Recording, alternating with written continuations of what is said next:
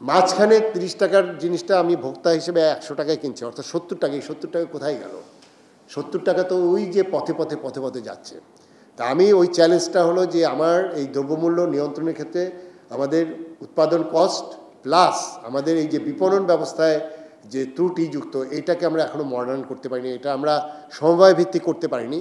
তা আমরা চেষ্টা করছি, আমি ইতিমধ্যে একটা পদক্ষেপ নিয়েছি, আপনারা খুব শিগগিরই জানবেন, আগামী 1 তারিখে এটা আমরা উদ্বোধন করব। কারণ বাজারে আদলে আপনারা জানেন যে 300 ফিটের পাশে ওখানে একটা হাব তৈরি করা হচ্ছে, অর্থাৎ কারণ বাজারে এই যে মাঝখানে যে ওই ট্রাক থেকে নামলে ডাবল হয়ে যাচ্ছে রাত 12টার সময়, সেই জায়গাটা আমরা ভেঙে দিতে যাচ্ছি। অর্থাৎ কৃষক সরাসরি এখানে নিয়ে আসবে, এখান থেকে সরাসরি বাজারে যাবে।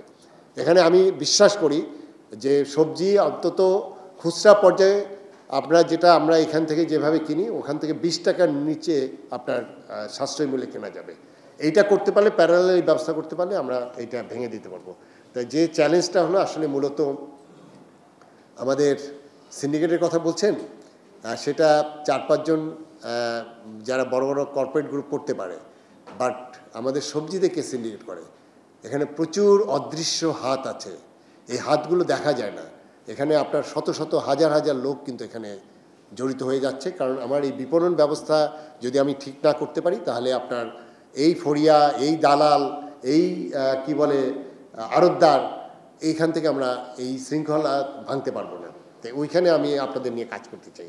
আদালতে তো লাস্ট রিসোর্ট, আমরা সেখানে যাব। কোনো কোনো ক্ষেত্রে আমরা আদালত থেকে রিট করব। আর একটি হলো যে আমরা তো আইন প্রয়োগ করার কোনো সংস্থা না, ভোক্তা অধিকারের কিছু অ্যাডমিনিস্ট্রেটিভ ক্ষমতা আছে, ফাইন করতে পারে বা বিচার করতে পারে, অ্যাডমিনিস্ট্রেটিভ কিছু ফাংশন আছে। একইভাবে আমাদের বিএসটিআই, নিরাপদ খাদ্য কর্তৃপক্ষেরও তাদের আইনে সেই ক্ষমতা দেওয়া হয়েছে। মোবাইল কোর্টের মাধ্যমে আমাদের জেলা প্রশাসক বা ইউনো সাহেবরাও করতে পারে। বাট আমরা তো কোনো জায়গায় আইন প্রয়োগ করতে পারবো না। বাট আইন প্রয়োগ কীভাবে করতে হয় ওই প্রতিষ্ঠানগুলোকে আমরা শিখিয়ে দেব যে এই জায়গায় এই অনিয়ম আছে, আপনারা এখানে আইন প্রয়োগ করবেন, এবং সেটার জন্য আমি ওই ভয়েসটা রেজ করব।